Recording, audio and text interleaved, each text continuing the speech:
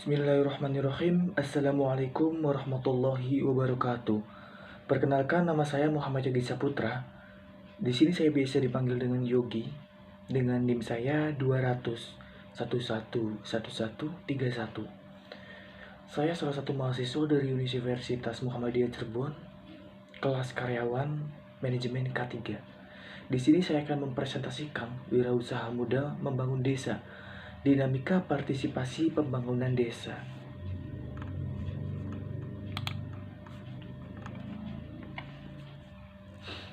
Yang pertama adalah dalam konteks pembangunan desa, pemuda menempati posisi sentral dalam dinamika perjalanan perkembangan desa, termasuk menjadi bagian dari agen yang secara kreatif dan inovatif mampu memanfaatkan berbagai macam peluang ekonomi yang kemudian mereka dikenal sebagai wirausaha muda.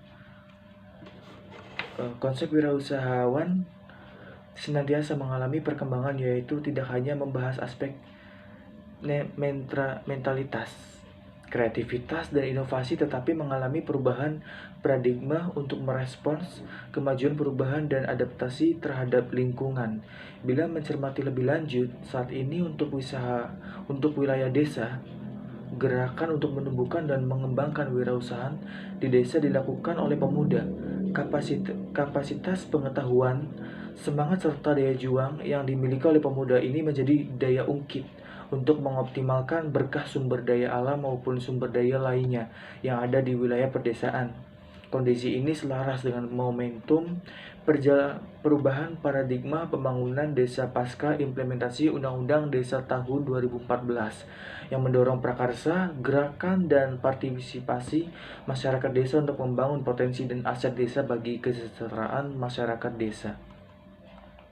Dengan demikian, pemuda menjadi modal penting dalam proses dan pengawalan pembangunan desa secara jangka panjang. Pengembangan kewirausahaan di desa ini menjadi salah satu bentuk peningkatan nilai tambah bagi desa untuk menuju inovasi driven ekonomi sesuai dengan visi pembangunan 2025 yang diwujudkan melalui 3 hal, yaitu yang pertama adalah peningkatan nilai tambah dan perluasan rantai nilai proses produksi serta distribusi dari pengelolaan aset dan akses atau potensi sumber daya alam itu sendiri. Geografis wilayah dan sumber daya manusia melalui penciptaan kegiatan ekonomi yang terintegrasi dan sinergis di dalam maupun antar kawasan pusat-pusat pertumbuhan ekonomi. Yang kedua adalah mendorong terwujudnya peningkatan efisiensi produksi dan pemasaran serta integrasi pasar domestik dalam jangka penguatan daya saing dan daya tahan perekonomian sosial. Yang terakhir adalah mendorong penguatan sistem inovasi nasional di sisi produksi, proses maupun pemasaran, dan penguatan daya saing global yang berkelanjutan. Selanjutnya adalah menemukan potensi memobilitasi aset desa. Kondisi wilayah perdesaan yang ada di Indonesia memiliki beragam karakteristiknya, sosial ekonomi, dan tingkat perkembangannya. Secara umum dalam perumusan kebijakan pembangunan, desa dapat dikelompokkan menjadi 3, yaitu desa cepat berkembang, desa potensial berkembang, dan desa tertinggal. Desa cepat berkembang kebanyakan adalah desa yang dekat dengan atau mempunyai akses yang mudah ke kota. Kegiatan ekonomi masyarakatnya sudah mulai berorientasi pada ekonomi pasar dan menunjukkan perubahan dalam adat dan kebudayaannya. Sementara kelompok desa potensial berkembang, kegiatan ekonomi masyarakatnya ada di sektor primer, yaitu pertanian dan pertambangan dengan ciri homogen dalam hal adat dan kebudayaannya. Untuk kelompok desa ketiga, yaitu desa yang mempunyai masalah atau keterbatasan tertentu seperti sumber daya maupun lainnya, sehingga menyebabkan kemiskinan. Desa Rustiadi dan Sugimin itu pada tahun 2007 ya. Dari pernyataan tersebut, kedua wilayah yang menjadi kajian ada pada kondisi desa dengan keterbatasan dan masalah sosial untuk masyarakat wilayah desa Ngangleran. Gunung Kidul ada pada kondisi miskin. Sementara desa-desa yang ada pada dalam pendampingan gerakan Banten Bangun Desa ada pada kondisi kemiskinan dan pengangguran. Kesamaan permasalahan sosial yang dihadapi di kedua wilayah desa tersebut mendorong aksi peduli dari unsur pemuda, yaitu Sugeng Handoko dan Nur Agis Aulia untuk menjadi bagian dari solusi permasalahan sosial di wilayah desanya. Selanjutnya adalah menggerakkan partisipasi, mengalirkan manfaat bagi desa. Belajar dari pengalaman pemuda dalam memobilisasi sumber daya lokal desa baik yang dilakukan oleh Sugeng Handoko dan Nur Agis Aulia menunjukkan usaha pemutusan rantai kemiskinan di desa, pengembangan usaha ekonomi lokal berupa pertanian, peternakan, dan pariwisata menjadi bentuk aksi nyata pada pemuda ini dengan melibatkan elemen masyarakat, desa baik pemerintah, desa sampai rumah tangga. Konsep para pemuda ini menggerakkan warga desa merupakan peran inovatif yang mampu memberdayakan dirinya sebagai subjek pembangunan di wilayahnya. Kapasitas para pemuda dalam mengembangkan unit-unit usaha komunitas warga, melakukan penguatan kapasitas kelembagaan pemuda desa, salah satunya Karang Taruna ini mewujudkan suatu bentuk tata kelola sumber daya desa yang pada akhirnya pemuda ini mampu menumbuhkan kembali warga desa, khususnya pemuda desa sebagai subjek yang memiliki kebanggaan terhadap desanya. Pembahasan tersebut sesuai dengan konsep partisipasi masyarakat. Salah satunya dapat mengacu pendapat Nicholson, yaitu partisipasi adalah kontribusi sukarela dari masyarakat dalam suatu proyek atau pembangunan, tetapi tanpa mereka ikut terlibat dalam pengambilan keputusan.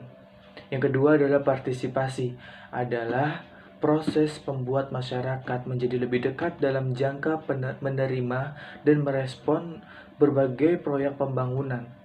Yang ketiga adalah partisipasi adalah suatu proses aktif yang bermakna bahwa orang ataupun kelompok yang sedang ditanyakan mengambil inisiatif dan mempunyai otonomi untuk melakukan hal tersebut. Berikutnya adalah partisipasi adalah proses menjembatani dialog antara komunitas lokal dan pihak penyelenggara proyek dalam rangka persiapan, pengimplementasikan, pemantauan, dan pengevaluasian staf agar dapat memperoleh informasi tentang konteks sosial maupun dampak sosial proyek terhadap masyarakat. Partisipasi adalah keterlibatan masyarakat secara sukarela dalam perubahan yang ditentukan oleh masyarakat itu sendiri. Yang terakhir adalah partisipasi adalah keterlibatan masyarakat dalam upaya pembangunan lingkungan, kehidupan, dan diri mereka sendiri. Dari penjelasan sebelumnya menunjukkan bahwa dimensi partisipasi ada pada motif sukarela, adanya kepekaan dan adaptasi secara aktif untuk memunculkan komunikasi antar pihak yang terlibat dalam aktivitas pelibatan masyarakat. Pengalaman praktik yang dilakukan oleh kedua wirausaha muda dalam kajian ini mewujudkan adanya upaya memobilisasi partisipasi elemen masyarakat desa melalui komunitas sosial warga maupun kelembagaan desa. Selain itu, terdapat usaha untuk menumbuhkan kesadaran bersama dalam melakukan aktivitas membangun desa dengan menjalin komunikasi, koordinasi, dan berjejaring antara aktor pemuda dengan aktor komunitas sosial maupun kelembagaan desa tersebut. Keberadaan wirausaha muda desa memiliki kontribusi dalam memberikan manfaat berkelanjutan bagi subjek pemuda, keluarga, komunitas, kelembagaan sosial, dan masyarakat desa secara luas. Hal ini dapat diilustrasikan dari sumber dokumentasi sejarah pengelolaan di Desa Ngelanggeran. Berikutnya adalah merawat jejaring untuk berkelanjutan kesejahteraan desa. Dalam pembangunan masyarakat desa secara teoritis dapat dikategorikan menjadi 3 macam pendekatan pembangunan, yaitu mobilisasi, partisipasi, dan akulturasi. Pada pendekatan mobilisasi, masyarakat yang menjadi sasaran tidak memiliki andil maupun dalam merencanakan pembangunan yang dilakukan. Sementara pada pendekatan partisipasi, antara perencanaan agen pembangunan secara bersama-sama merancang dan memikirkan pembangunan yang dilakukan oleh masyarakat. Dalam pendekatan akulturatif, masyarakat sasaran dibebaskan untuk memilih, yaitu apakah ikut keterlibatan dalam program yang dirancang mereka atau tidak. Adanya pendapat tersebut menunjukkan bahwa pembangunan desa pada hakikatnya adalah segala bentuk aktivitas manusia atau masyarakat dan pemerintah di desa dalam membangun diri, keluarga, masyarakat, dan lingkungan di wilayah desa tersebut yang baik bersifat fisik, ekonomi, sosial, budaya, politik, keterlibatan, pertahanan, dan keamanan, agama, dan pemerintahan yang dilakukan secara terencana dan membawa dampak positif terhadap kemajuan desa. Kolaborasi antar pihak dalam hal ini negara, pemerintah dengan unsur masyarakat sipil menjadi penting dalam melakukan beragam stimulan kegiatan untuk percepatan pembangunan desa di berbagai aspek kehidupan masyarakat.